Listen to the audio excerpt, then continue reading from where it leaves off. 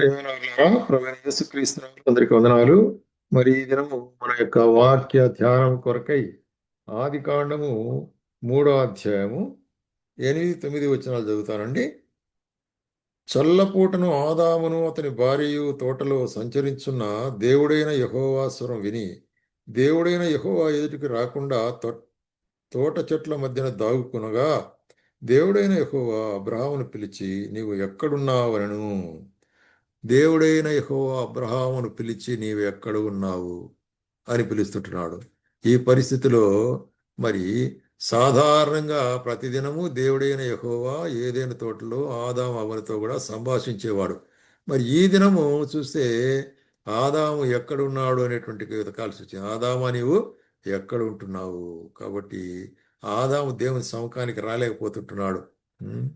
దేవునికి మరి అవిధేయుడైపోయినాడు కాబట్టి దేవుని సముఖానికి రాలేక దాక్కుంటున్నాడు. కాబట్టి ఆదామా అని పిలుస్తుంటున్నాడు పేరు పెట్టి. కాబట్టి ఆదామును పిలుచుట్లో ఉద్దేశం ఏంటంటే, come out, what's the problem with you, ఏం నీతో సమస్య ఏంటి అనేటువంటిది దేవుడు మరి దాగుకున్నటువంటి ఆదామును పిలుస్తుంటున్నాడు. దేవుడు మరి ఎవరినైనా ఎక్కడైనా పిలిచేవాడుకుంటున్నాడు. తన యొక్క చిత్తము ఉద్దేశము నెరవేర్చుకునే దాని కొరకై నీవు ఎక్కడ దాక్కునైనా కూడా ఆయన పిలుస్తాడు. ఆయనకు నువ్వు మరుగుగా ఉండలేవు. అందుకొరకే కొన్ని మరి సందర్భాలు మనం చూస్తాము. దేవుడు ఏ విధంగా తన ఉద్దేశం కొరకై మరి ప్రజలను ఆయా సందర్భాల్లో సంధించి ఏర్పరచుకున్నాడు అనేటి కార్యం. మొట్టమొదటిగా మరి నిర్గమకాండ 3వ అధ్యాయంలో ఇక్కడ మోషేను గురించి చూస్తున్నాం. మోషే మిద్యాన యాజకుడైన యిత్రోన మామైన మందను మేపుస్తూ అరణ్యంలో ఉన్నాడు. అప్పుడు ఏమైనాడు? అది చూసినట్టయితే ఒక పొదము అడవిలో నుండి అగ్నిజ్వాలల మధ్య యెహోవా దూత ప్రత్యక్షమై పొద నడుములో అక్కడ మరి గొర్రెలు కాసుకుంటున్నాడు. ఎందుకు ఇక్కడ గొర్రెలు కాసుకుంటున్నాడు? ఐగుప్తులో అక్కడ తప్పు చేసేసినాడు కాబట్టే వారికి భయపడి మరి ఇక్కడికి పరిగెత్తుకుని పోయి అరణ్యంలో దాక్కుని ఉంటున్నాడు. అయితే దేవుడు వదిలిపెట్టాడా? లేదు. అక్కడ మరి ఒక పొదలో నుంచి ఒక ఆశ్చర్యమైన కార్యాన్ని చూస్తున్నాడు. అగ్నిజ్వాలలో యెహోవా దూత ప్రత్యక్షమైనను. పొద మరి మండుచున్నది కానీ అది కాలిపోలేదు. కాబట్టి అది ఏంటి అనేటువంటిది మోషే దగ్గరికి వెళ్ళి చూసే లోపల ఏమంటున్నాడంటే, ఇక్కడ చూడండి, అప్పుడు ఏమంటాడు, రైట్, ఆ పొద నడివిన అప్పుడు అతడు చూసినప్పుడు పొద మండుచూ ఉండేది. కాబట్టి 4వ వచనంలో ఏమంటున్నాడు? యెహోవా యెహోవాను చూచెను, దేవుడు పొద నడుము నుండి మోషే మోషే అని పిలిచెను. అందుకు అతడు చిత్తము ప్రభువా అనను. ఆ యొక్క పొద నడుము నుంచి దేవుడు మోషే మోషే అని పిలుస్తున్నాడు. ఎందుకు? మోషేకు ఒక గొప్ప కార్యం అప్పగించనంటున్నాడు. అయితే మోషే ఇక్కడ మరి కనబడినటువంటి స్థలంలో దాక్కుని అరణ్యంలో ఉంటున్నాడు. అయినా కూడా దేవుడు వదిలిపెట్టలే. మోషే మోషే కమౌట్ అంటాడు. నీ ద్వారా నేను గొప్ప కార్యం చేయాలి. నీ వెళ్ళి ఇజ్రాయెల్ని విడిపించాలి ఐగుప్తులో నుంచి. మరి వారి యొక్క మొరను వారి యొక్క మరి చూసినట్లయితే వారి యొక్క మొరను నేను వినింటున్నాను అంటున్నాడు. కాబట్టి నువ్వు వెళ్ళి విడిపించాల అనేట ఒక మినిస్ట్రీ, విడిపించేటువంటి యొక్క వారి యొక్క మరి ఫారో నుంచి విడిపించుట అనే దాని గురించి అప్పగించే దాని కొరకై మోషేను అరణ్యములు సంధించినాడు. అట్లాగే 1 రాజుల గ్రంథము 19వ అధ్యాయంలో ఇక్కడ ఒక ప్రవక్త ఏలియా మరి యెజబేలు రాణికి భయపడిపోయి ఎక్కడ పోయినాడు? అరణ్యంలోనికి పోయినాడు. అరణ్యంలోనికి పోయి ఒక బదిరి వృక్షం కింద కూర్చొని ప్రాణాన్ని కాపాడుకుందాం, ఎందుకంటే యెజబేలు వచ్చేసి చంపుతానని చెప్పింది కాబట్టి కాపాడుకుందాము అని అక్కడ ఉండేటప్పుడు ఇక్కడ చూస్తున్నాం చూడండి. మరి ఒక దినం ప్రయాణం అంతా అరణ్యంలోనికి వెళ్ళి అక్కడ ఒక బదిరి వృక్షం కింద కూర్చోండి, మరణాపేక్ష గలవాడే యెహోవా, నా పితరుల కంటే నేను ఎక్కువడను కాను, ఇంత మట్టుకు చాలును, నా ప్రాణం తీసుకును. చూడు ఎటువంటి స్థితిలోకి వచ్చినాడు. 18వ అధ్యాయంలో చూస్తే యెహోవా దేవుడా మరి చూసినట్లయితే బయలుదేవుడా అని అక్కడ నిరూపించినాడు యెహోవా దేవుడని. అయితే ఇక్కడికి వచ్చే తలకి కృంగిపోయినాడు, భయపడిపోయినాడు, ప్రాణభయం ఏర్పడినది, దాక్కొని ఉంటున్నాడు. అయ్యా నేను ఇంతకంటే నేను గొప్పవాణ్ణి కాదు, నా ప్రాణం తీసుకుంటున్నాడు. అప్పుడు మరి అతడు బదరీ వృక్షం కింద పని నిద్రించుండగా ఒక దేవత వచ్చి ముట్టి, నీవు లేచి భోజనం చేయము అంటున్నాడు కదా. భోజనము చేయము.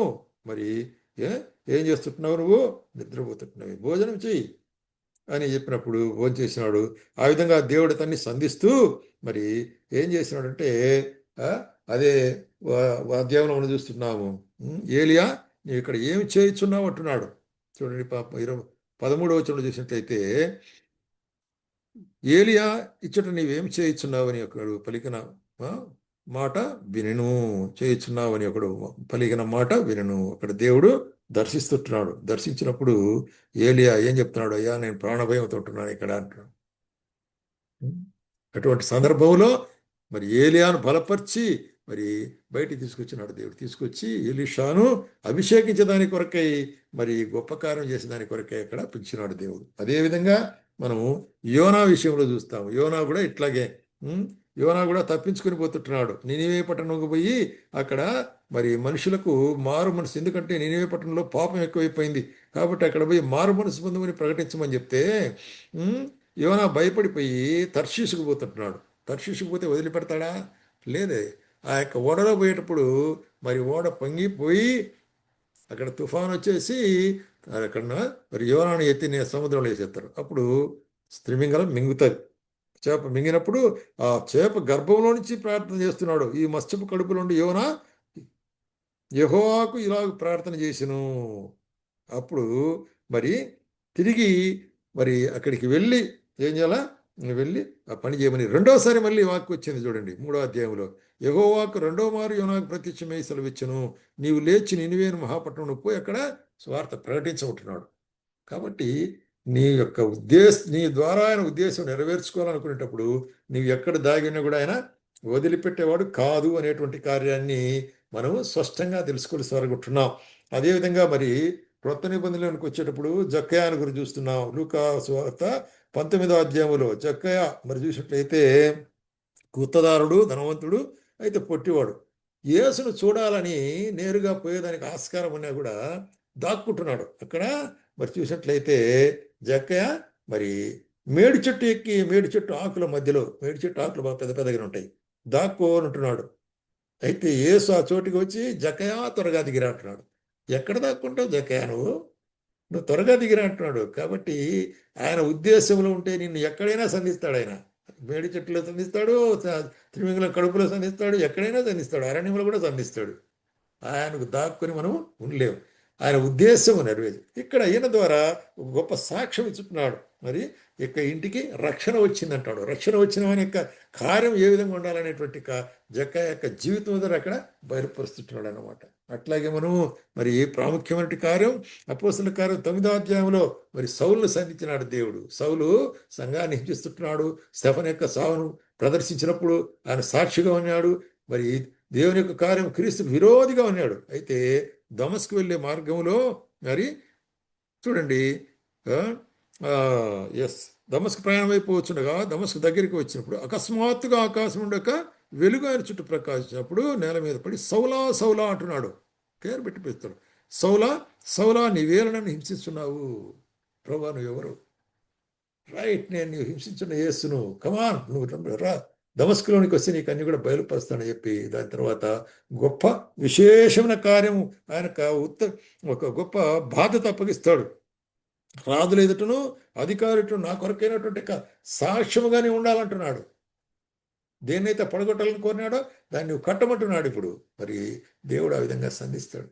ఎటువంటి సందర్భం ఉన్నప్పటికి కూడా సోదరి నిన్ను కూడా ఆయన పిలుస్తుంటున్నాడు. నువ్వు ఎక్కడున్నప్పటికీ కూడా ఆయన చిత్తమైన ఉద్దేశం నెరవేర్చాలని నీ పక్షంగా మరి ఆయన పిలిచేవాడుకుంటున్నాడు. కాబట్టి ఆయన ఎవరినైతే ముందుగా ఎరిగినో వారిని అందరినీ పిలిచను, ఎవరిని పిలిచినో వారిని నీతిమంతులుగా తీర్చును, ఎవరిని నీతిమంతులుగా తీర్చిన వారిని మహిమపరచ ఉద్దేశించినట్టు అంటారు రోమిలికి రాసిన పత్రికలో. కాబట్టి ఆయన పిలిచే ఉద్దేశము మరి ఎంతో స్పష్టమైనదిగా ఉంటుంది. కాబట్టి ఆయన ఉద్దేశ ప్రకారం ఆయన పిలుపుని విని ఆయన పిలుపునకు లోబడి మనం వచ్చినట్లయితే ఆయనను సేవించేవారం ఉంటాము. ఆయన నామానికి మహిమ తీసుకుని వచ్చేవారం ఉంటాము. ఆయన చిత్తాన్ని నెరవేర్చే వారంగా ఉంటాము.